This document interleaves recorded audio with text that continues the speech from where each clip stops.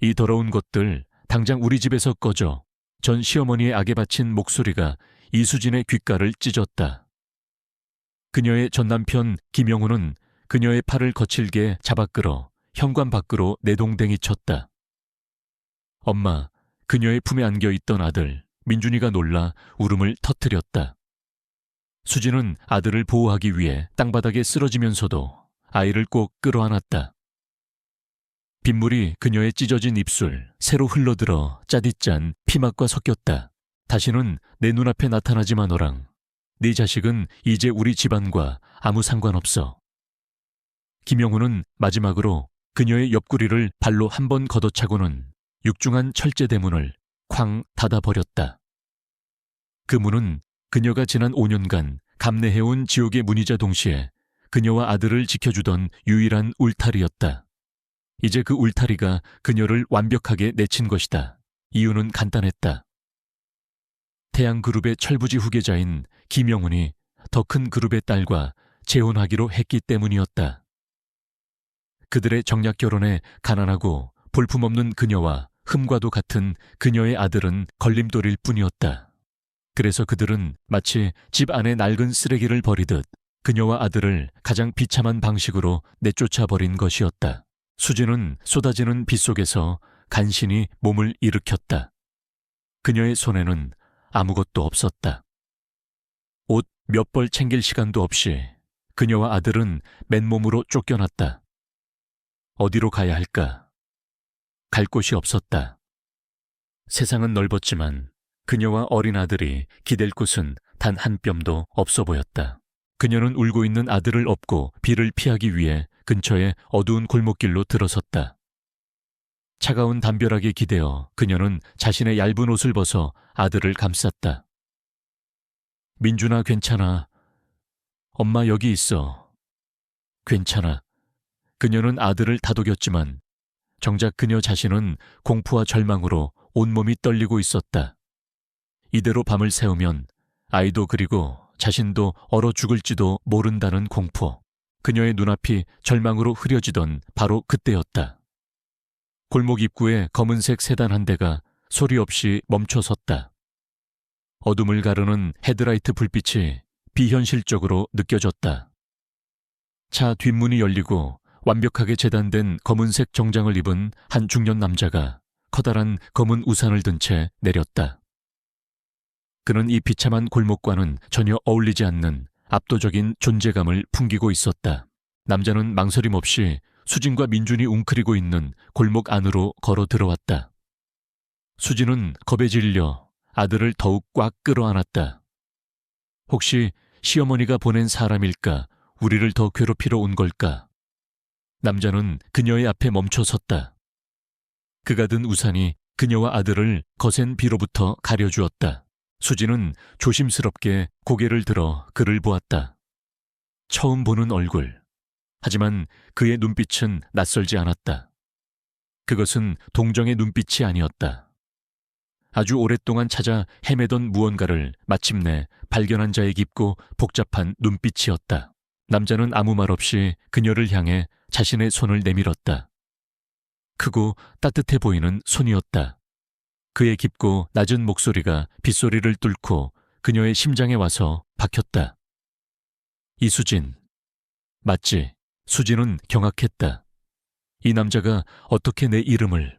남자는 그녀의 혼란스러운 눈을 보며 다시 한번 말했다. 그의 목소리에는 세월의 무게와 알 수 없는 슬픔이 담겨 있었다. 수진아, 괜찮다. 내가 이제야 너를 찾았구나. 그의 목소리, 그의 눈빛, 그가 내민 손. 그것은 모든 것을 잃어버린 그녀에게 세상의 끝에서 내려온 동아줄과도 같았다. 그녀는 이 남자가 누구인지 어떻게 자신을 아는지 아무것도 알 수 없었다. 하지만 그녀는 직감적으로 알 수 있었다. 이 손을 잡아야만 살 수 있다는 것을. 그녀는 떨리는 손을 들어 그의 손을 마주 잡았다. 그녀의 차가운 손 위로 그의 따뜻한 온기가 전해져 왔다. 5년간의 지옥 속에서 그녀가 처음으로 느껴보는 인간의 온기였다. 절망의 어둠 속에서 한 줄기 빛이 그렇게 그녀에게로 다가오고 있었다. 권이란 회장의 손을 잡고 이수진은 넋이 나간 사람처럼 그의 채에 올라탔다. 그녀의 품에서는 낯선 환경에 놀랐는지 아들 민준이가 다시 잠이 들어 있었다. 차는 빗속을 뚫고 서울의 가장 호화로운 주상복합 건물의 지하 주차장으로 들어섰다. 전용 엘리베이터를 타고 도착한 곳은 건물의 가장 높은 층에 위치한 거대하고 고급스러운 펜트하우스였다. 그녀가 5년간 살았던 시댁의 그 어떤 방보다도 더 넓고 더 화려한 공간이었다. 우선 아이부터 좀 쉬게 하지.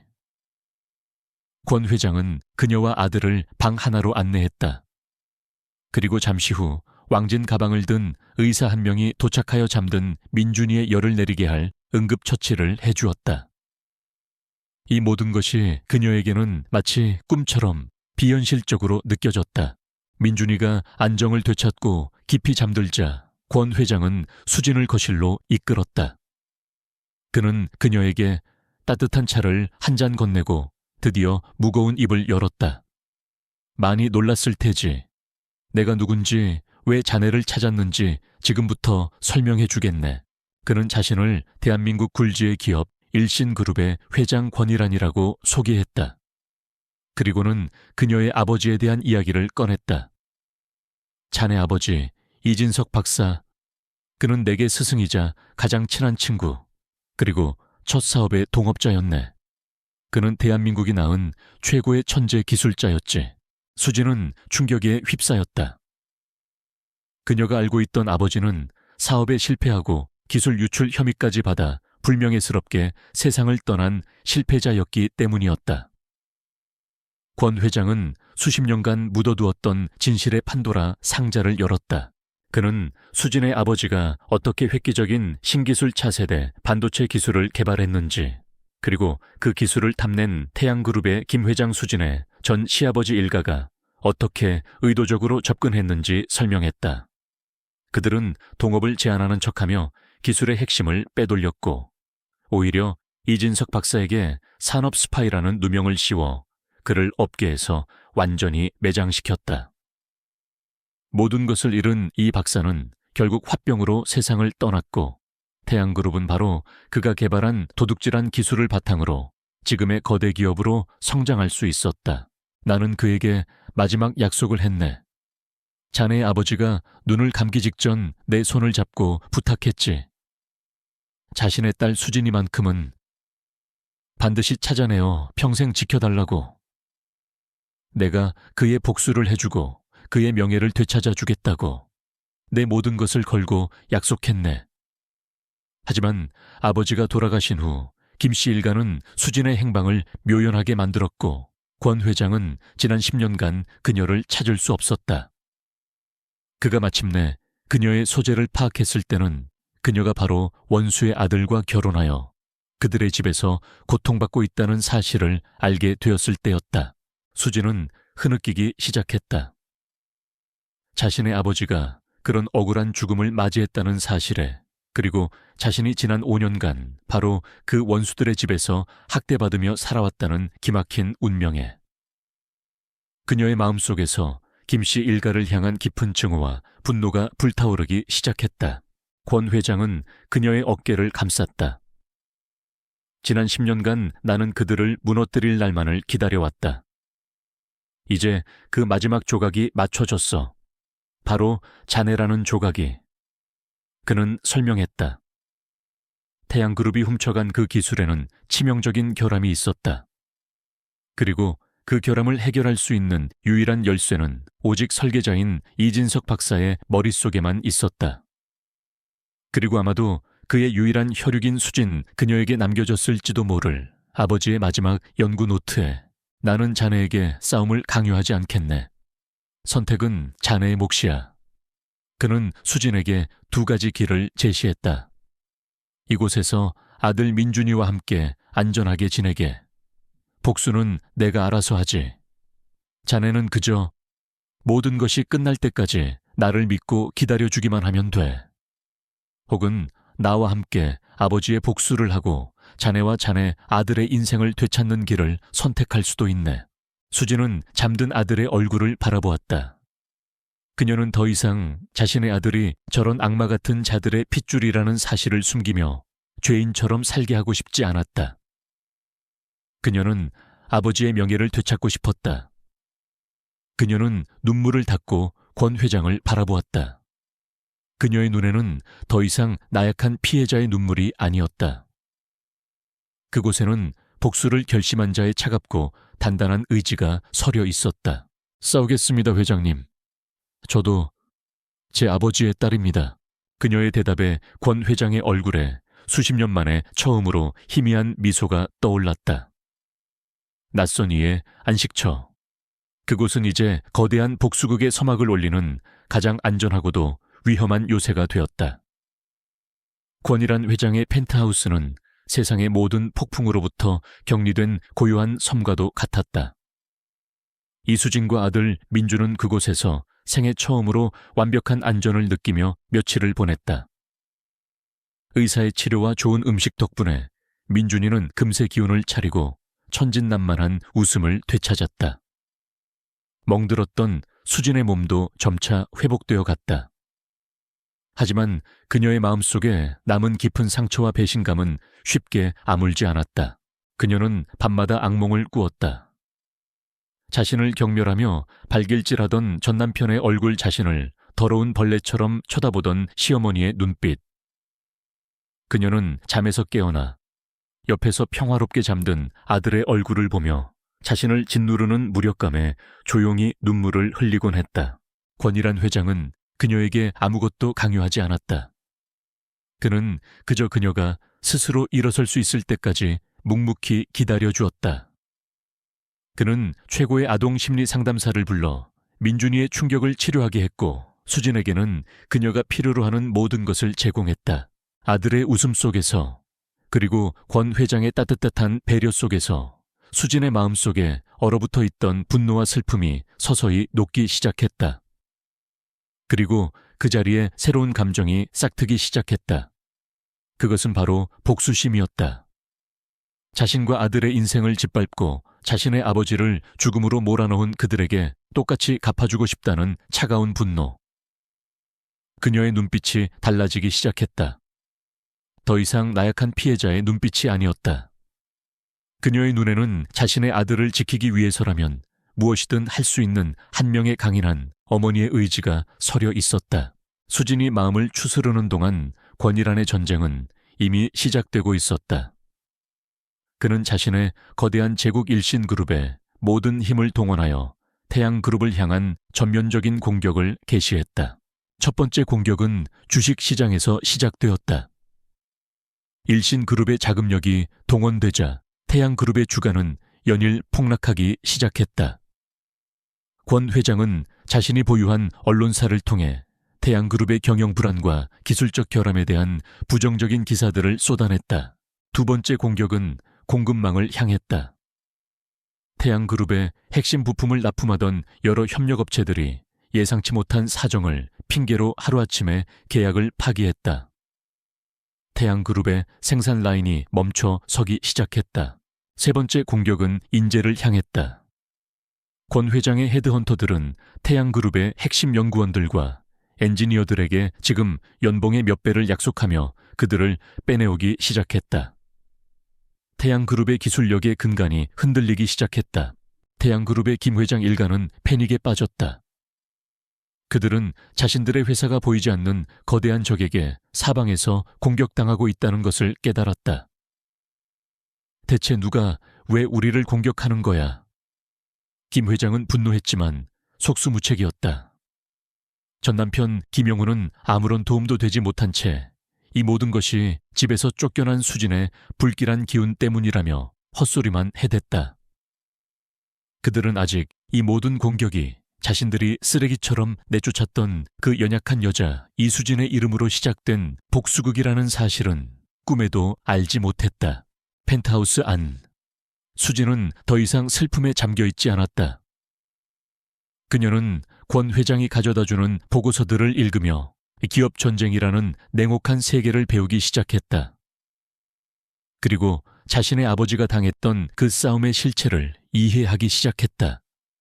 그녀는 이제 이 복수극의 방관자가 아닌 동참자가 되고 싶었다. 회장님, 제가 도울 일은 없을까요? 권 회장은 그녀의 단단해진 눈빛을 보며 조용히 미소 지었다. 그는 바로 이 순간을 기다려왔다. 물론 있네. 이 전쟁을 끝낼 수 있는 가장 결정적인 한 방이 필요해. 그는 설명했다. 자신의 공격으로 태양그룹을 흔들 수는 있지만 완전히 무너뜨리기 위해서는 그들의 핵심 기술이 바로 수진의 아버지 이진석 박사에게서 훔친 것이라는 명백한 증거가 필요하다고. 나는 자네 아버지가 자신의 진짜 설계도를, 그 마지막 연구 노트를 어딘가에 남겨두었을 것이라고 확신하네. 그것을 찾아야만 하네. 수진은 자신의 과거 기억을 필사적으로 더듬기 시작했다. 아버지가 돌아가시고 집안이 망하고 김씨 집안 사람들이 들이닥쳐 모든 것을 빼앗아갔던 그 혼란스러운 날들. 그때 그녀의 머릿속에 아주 희미한 기억 하나가 떠올랐다. 아버지가 늘 자신의 보물이라고 부르던 아주 작고 무거운 굳게 잠긴 소의 상자. 그리고 아버지가 돌아가신 후 어머니가 그 소의 상자를 김씨 집안 사람들 몰래 낡은 마루 밑 깊숙한 곳에 숨기던 모습. 소의 상자. 수진이 외쳤다. 아버지가 남기신 아주 작은 소의 상자가 있었어요. 어머니께서 그걸 숨기시는 걸 봤어요. 그것은 아주 희박한 가능성이었지만 지금 그들에게는 유일한 희망이었다. 권 회장의 눈이 번뜩였다. 복수의 마지막 단계가 정해졌다. 그것은 더 이상 기업 간의 전쟁이 아니었다. 그것은 이제 수진 자신의 고통스러운 과거 속으로 들어가 아버지가 남긴 마지막 유산을 찾아내는 위험한 보물찾기가 될 터였다. 이수진의 기억 속에 남아있는 소의 상자. 그것은 이제 복수극의 향방을 결정할 유일한 희망이 되었다. 권일한 회장과 그의 팀은 수진의 어릴 적 집 주소를 찾아냈다. 하지만 그 집은 이미 다른 사람의 소유가 된 지 오래였다. 무작정 쳐들어갈 수는 없네. 우리가 찾는 것이 무엇인지 김씨 일가에게 알려주는 꼴이 될 테니.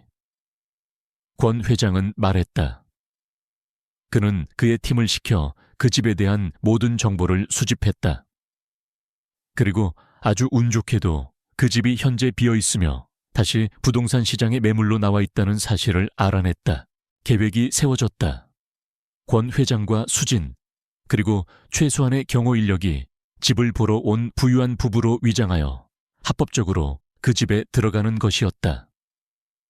며칠 후 수진은 난생 처음 입어보는 고급스러운 옷을 입고 권 회장과 함께 자신의 옛집 앞에 섰다. 10수년 만에 다시 찾은 곳.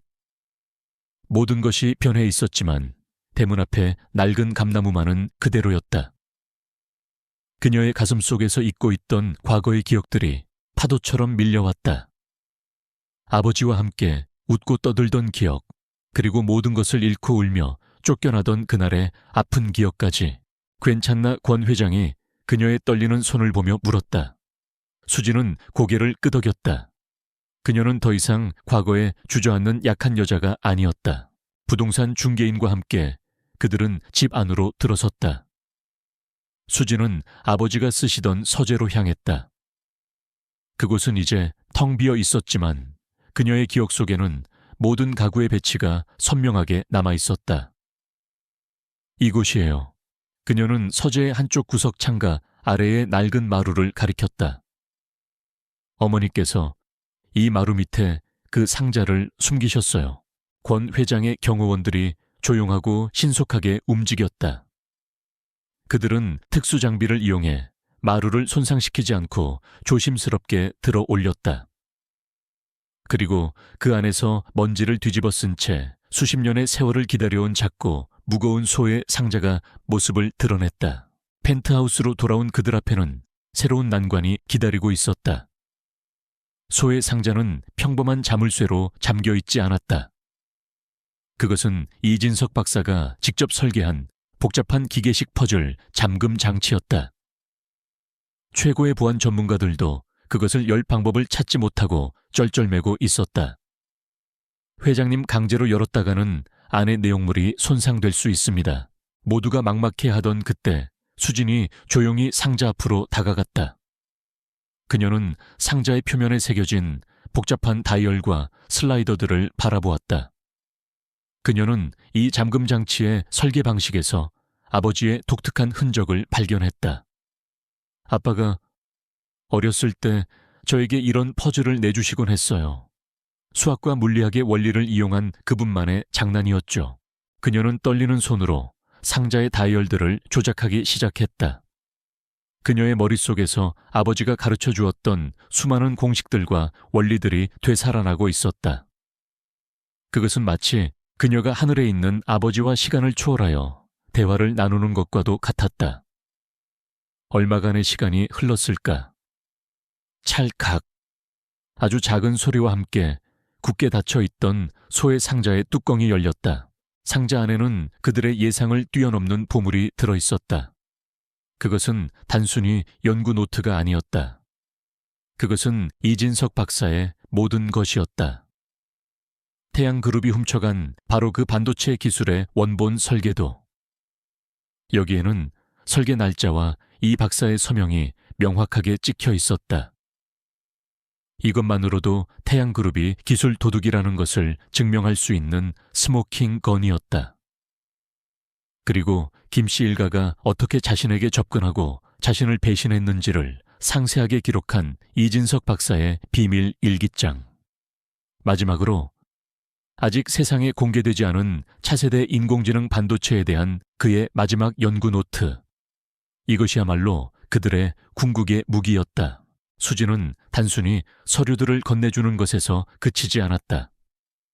그녀는 그 자리에서 아버지의 낡은 설계도들을 펼쳐 읽기 시작했다. 복잡한 공학 기호와 수식들. 다른 사람에게는 암호와도 같았지만 그녀의 눈에는 너무나도 익숙하고 명확하게 들어왔다. 그녀는 아버지의 피를 물려받은 천재 기술자의 딸이었다. 그녀는 태양그룹이 현재 사용하고 있는 훔쳐간 기술의 설계도를 보며 정확히 한 부분을 손가락으로 가리켰다. 바로 이 부분이에요.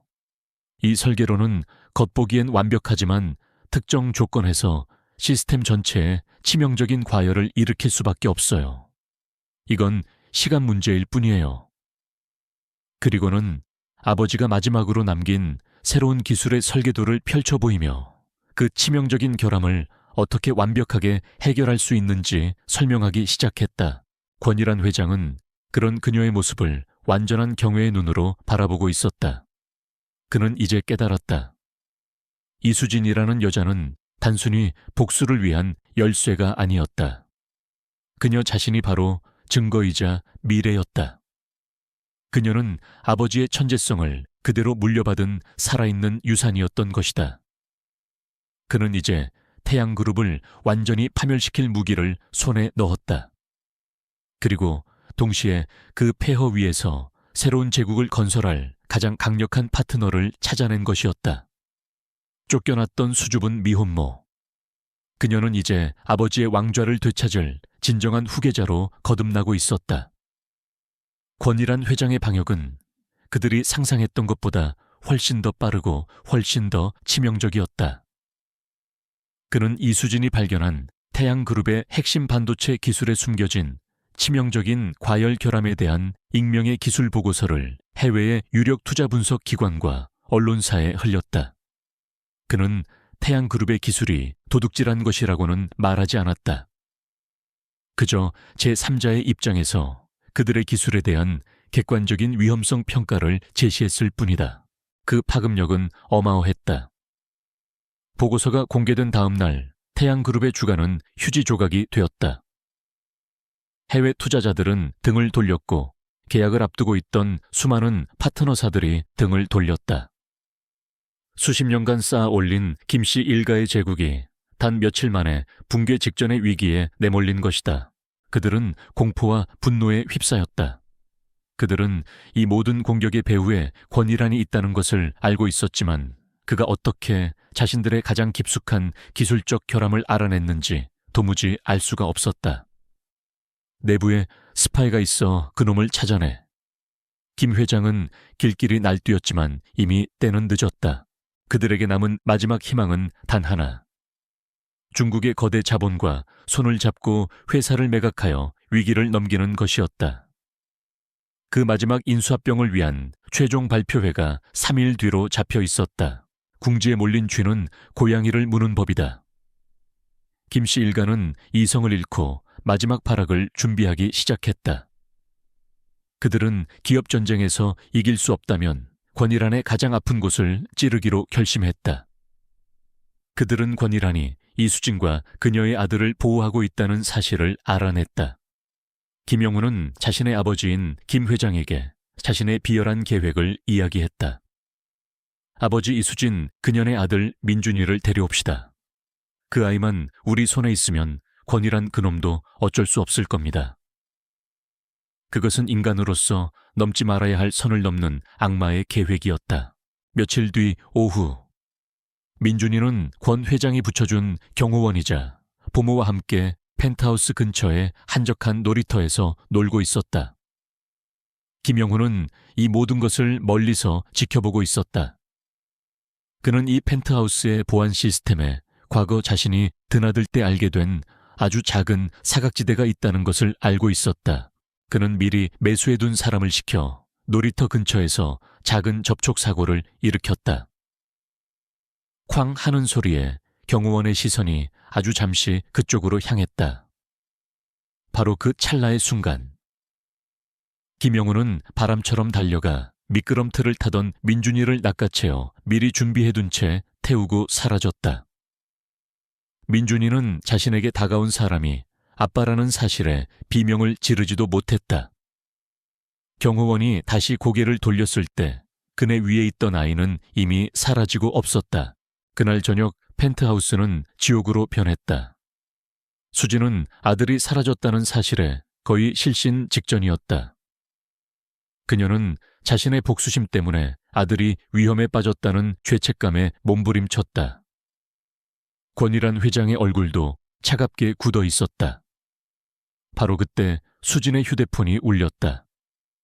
전 남편 김영훈이었다. 그의 목소리에는 비열한 승리감이 가득했다. 여보, 나야. 내 아들 잘 데리고 있어. 민준이, 우리 민준이 어딨어요? 당장 돌려줘요. 하하하, 네가 감히 우리 집안을 건드려. 네 새끼 목숨이 아깝거든. 당장 권이란 그놈한테 모든 공격을 멈추라고 해. 그리고 네 아버지가 남긴 그 보물이라는 소의 상자 그것도 전부 가지고 와. 오늘 밤 자정까지야. 그는 자신의 요구 조건을 말했다. 그렇지 않으면 네 아들 다시는 못 볼 줄 알아. 이건 협상이 아니라 통보야. 전화가 끊겼다. 수지는 그 자리에 주저앉아 절망적인 울음을 터뜨렸다. 권일한 회장은 말없이 그녀의 곁으로 다가왔다. 기업 전쟁은 이제 가장 추악하고 위험한 인질극으로 변해버렸다. 그들은 이제 아버지의 명예와 정의를 위한 복수와 한 아이의 소중한 생명 사이에서 잔인한 선택을 해야만 하는 기로에 놓이게 된 것이다. 김영훈의 협박 전화가 끊긴 후 이수진은 절망감에 그 자리에 주저앉아 오열했다. 그녀는 권일한 회장에게 애원했다. 상자 드릴게요. 복수도 다 필요 없어요. 우리 민준이만, 제발 우리 민준이만 살려주세요. 하지만 권일한 회장은 그녀의 어깨를 붙잡고 그녀를 일으켜 세웠다. 그의 눈빛은 그 어느 때보다도 차갑고 또 단호했다. 수진아, 정신 차려.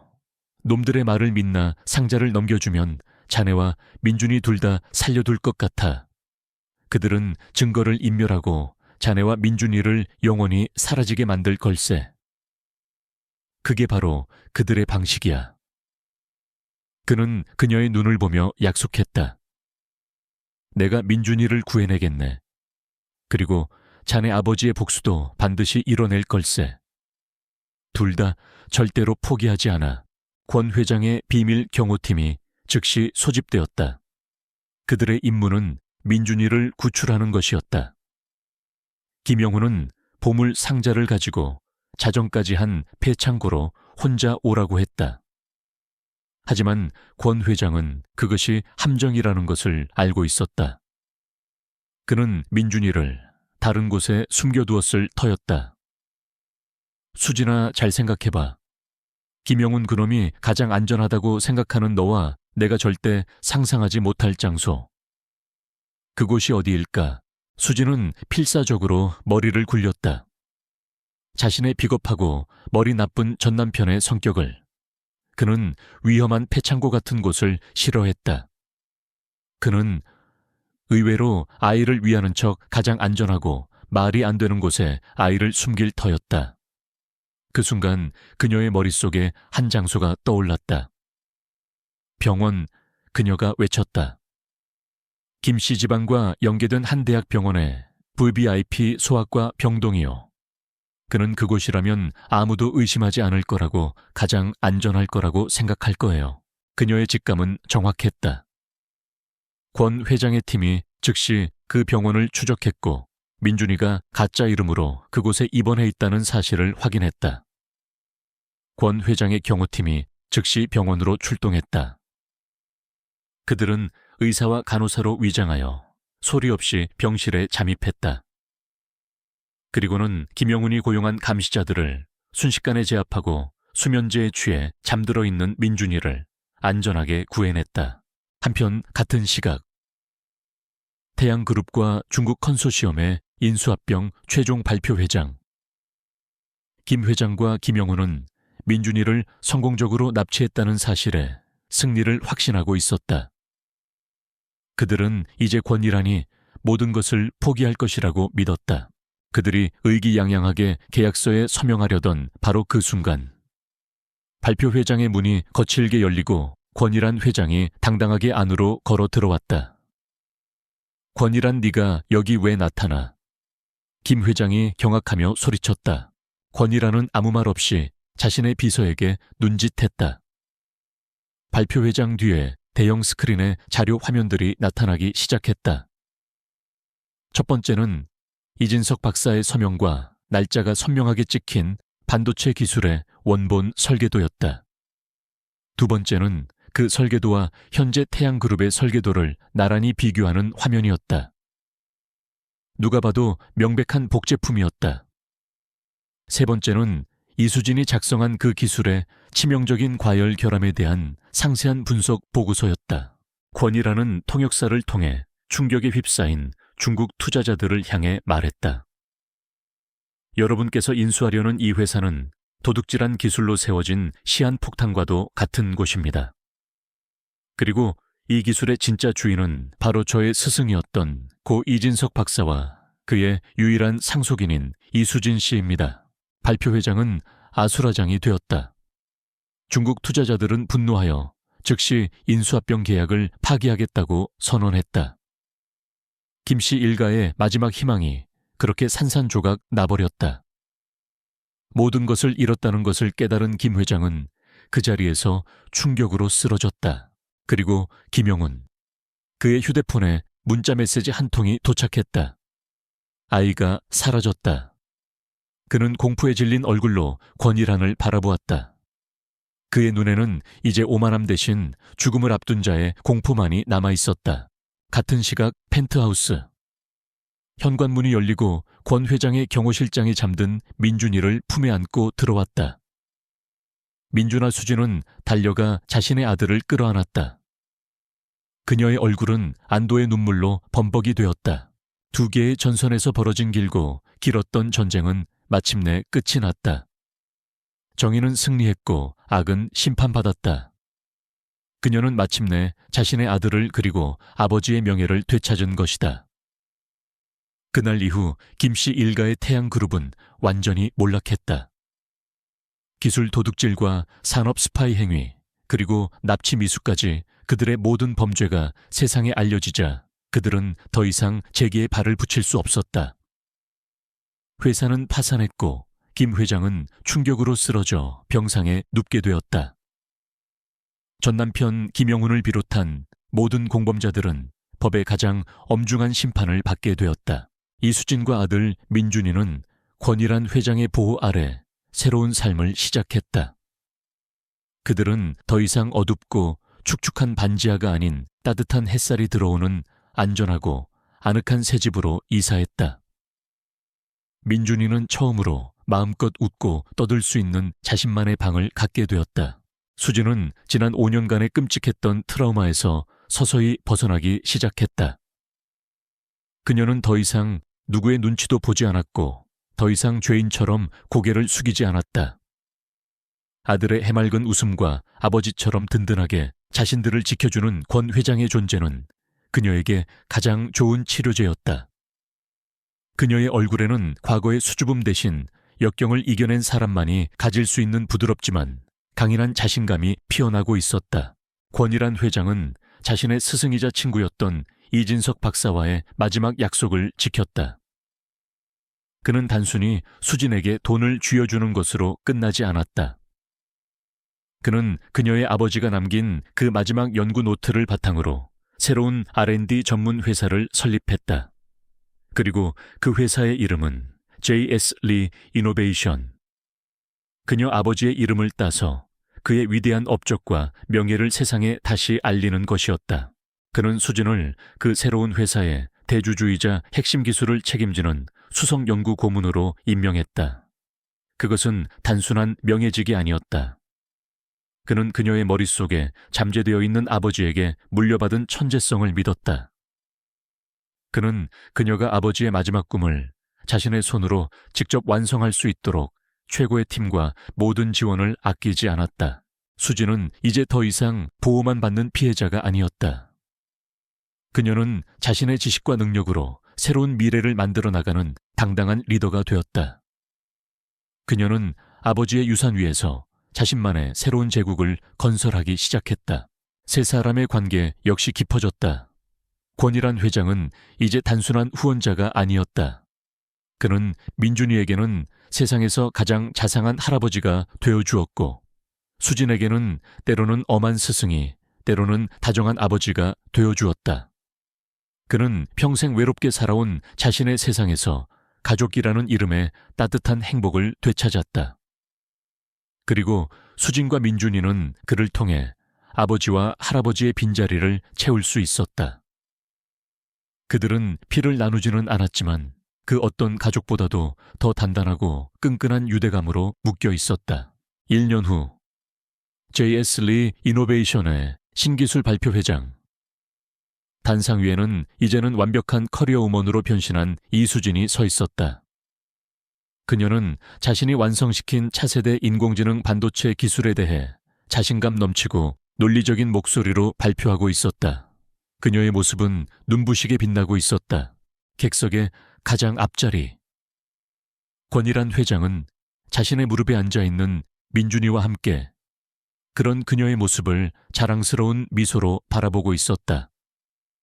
발표회가 성공적으로 끝나고 세 사람은 공원의 햇살 좋은 벤치에 나란히 앉아 있었다. 민준이는 건강하게 뛰놀고 있었고 그 모습을 바라보는 두 사람의 얼굴에는 평화로운 행복이 가득했다. 비 오던 그 밤 절망의 끝에서 내밀었던 한 남자의 손. 그 손은 단순히 한 여자와 아이를 구해낸 것이 아니었다. 그것은 과거의 아픔을 치유하고 억울한 영혼의 명예를 되찾아 주었으며 마침내 부서진 세계의 영혼을 하나의 따뜻한 짐으로 완성시킨 기적의 손길이었다. 배신과 복수의 잿더미 위에서 그들은 세상에서 가장 아름다운 형태의 새로운 가족을 만들어낸 것이었다.